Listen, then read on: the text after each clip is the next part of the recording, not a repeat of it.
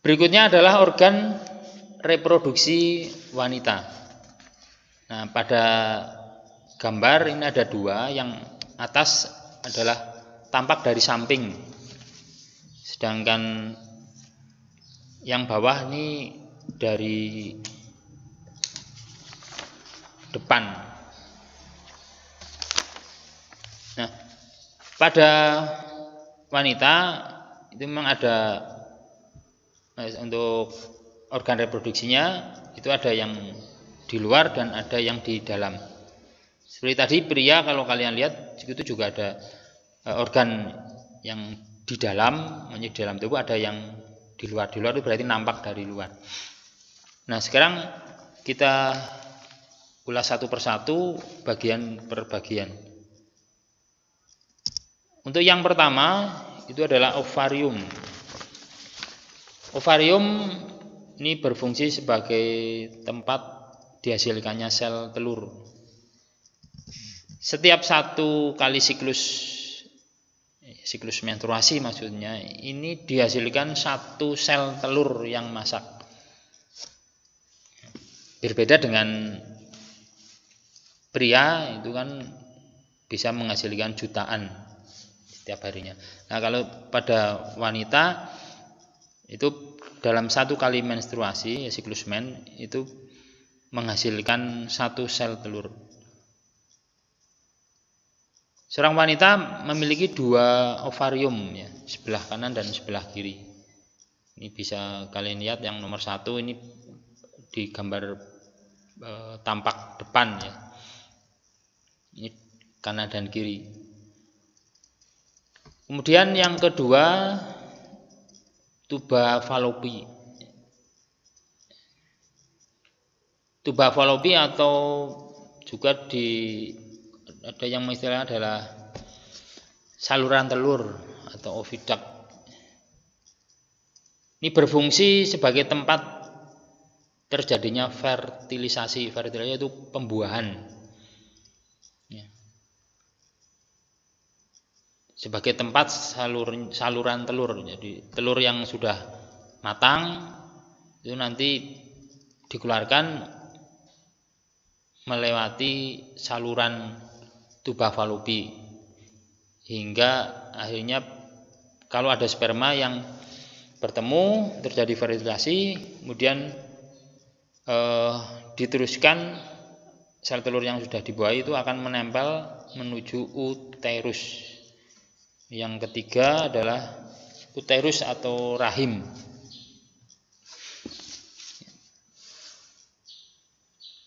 Nah, uterus atau rahim ini memiliki fungsi sebagai tempat implantasi. Implan itu menempel.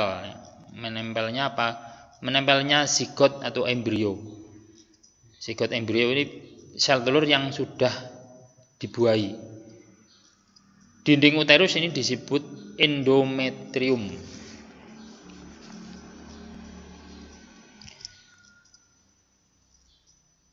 Yang keempat, serviks atau leher rahim, berfungsi sebagai pintu masuk sperma maupun pintu keluarnya janin pada saat mulai kelahiran, ya. Mulai kelahiran normal nanti terjadi proses kontraksi. Ini melewati pintu atau leher rahim, serviks.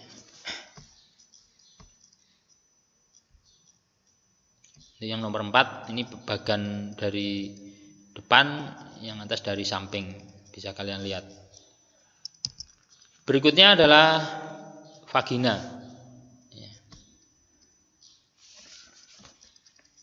Berfungsi sebagai jalan lahir bagi bayi, tentunya pada kelahiran normal, serta untuk proses kopulasi. Tampak dari samping, ini yang tampak dari depan. Keenam adalah kantong kemih. Pada wanita Ini letak kantong kemihnya ya, sebagai tempat menampung urin. Ketujuh adalah uretra, saluran kencing. Nah, ini berbeda dengan pria. Kalau pada pria kan uretranya itu berfungsi untuk saluran urin dan saluran sperma ya. Tapi pada wanita ini sendiri ya. Ini lubang uretra untuk keluarnya air seni, dan ini adalah lubang vagina.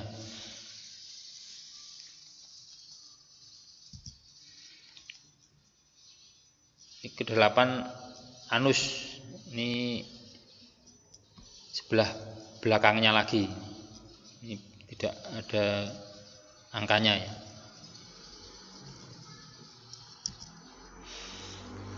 Pada slide berikutnya itu sudah ada beberapa hal yang penting tentang organ dan fungsinya untuk wanita. Berikutnya proses pembentukan sel kelamin perempuan.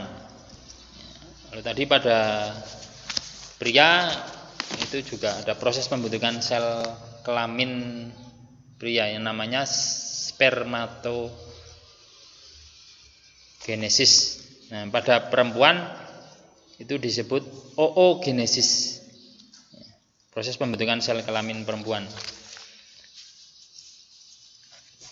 Nah, dijelaskan pada peristiwa oogenesis, sel induk ovum itu sel telur dinamakan oogonium.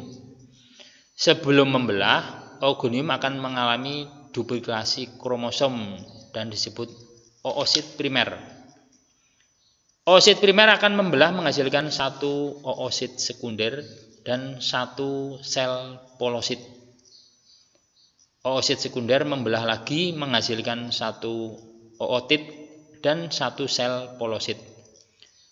Sedangkan sel polosit membelah menghasilkan dua sel polosit, sehingga dihasilkan satu sel ootit dan tiga sel polosit. Sel ootit berdiferensi menjadi satu ovum. Keterangannya, sel induk atau oogonium hanya dihasilkan satu buah, terjadi di dalam ovarium. Ini pada gambar bisa kalian amati, bisa dilihat. Ini pada yang sebelah kiri adalah pembentukan sel kelamin pria, spermatogenesis. Ini menghasilkan 4 sel, tapi pada wanita atau perempuan ini hanya satu sel telur pada satu siklus menstruasi. Nah, ini proses pembentukan sel telur ini berada di ovarium. Nah, ini tadi kan gambar tampak dari depan. Ini kalau diambil, ini wanita kan memiliki dua ovarium untuk tempat pembentukan sel telur.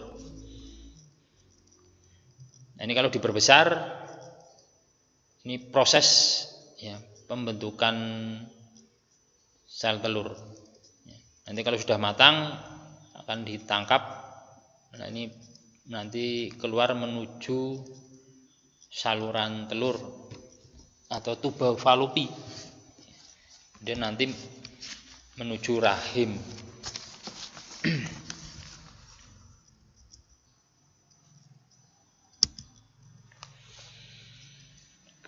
Berikutnya adalah siklus menstruasi.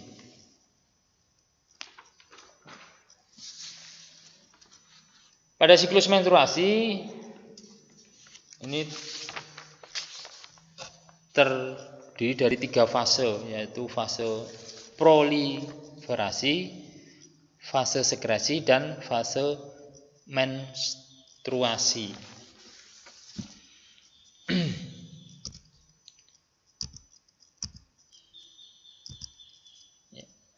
Pada fase proliferasi, ini fase ini dikendalikan oleh hormon estrogen. Pada saat proliferasi, sekresi FSH mempengaruhi pematangan ovum dalam folikel digraf. Selama pertumbuhan folikel, estrogen mempengaruhi pembangunan endometrium. Adanya estrogen menghambat FSH dan memacu LH dari lobus anterior hipofisis. Hipofisis ini berada di otak ya, kelenjar hipofisis.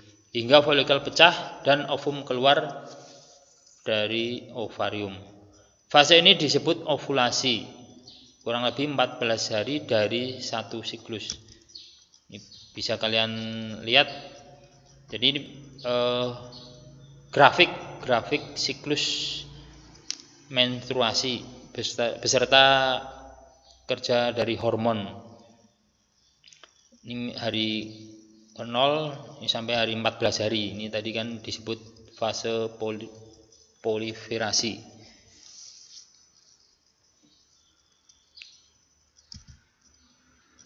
Kemudian fase sekresi. Pada fase sekresi, folikel digraf yang pecah berubah menjadi corpus rubrum yang mengandung banyak darah. Adanya LH mengubah corpus rubrum menjadi corpus luteum. Selama fase ekskresi, endometrium menebal, arteri membesar, dipengaruhi oleh hormon estrogen dan progesteron. Jika tak ada kehamilan, jika tidak ada kehamilan, korpus luteum berdegenerasi hingga progesteron dan estrogen menurun bahkan sampai hilang. Berikutnya adalah fase menstruasi. Pada fase menstruasi, jika estrogen dan progesteron menurun, konsentrasinya bahkan terhenti, maka endometrium mengalami degenerasi. Darah, mukosa, dan sel-sel epitelium luruh, kemudian dikeluarkan menjadi darah menstruasi, keluar melalui liang vagina. Ini gambarannya, jadi grafik ini menunjukkan kinerja dari hormon-hormon pada wanita. Jadi pada saat hari ke-14, ya kurang lebihnya itu dinding rahim endometrium itu akan menebal. Persiapan kalau ada sel telur yang telah dibuahi. Kalau tidak dibuahi, itu nanti sel telur akan meluruh ya bersama dengan dinding rahim. Keluar yang kalian kenal, ini bagi anak perempuan itu keluar darah menstruasi.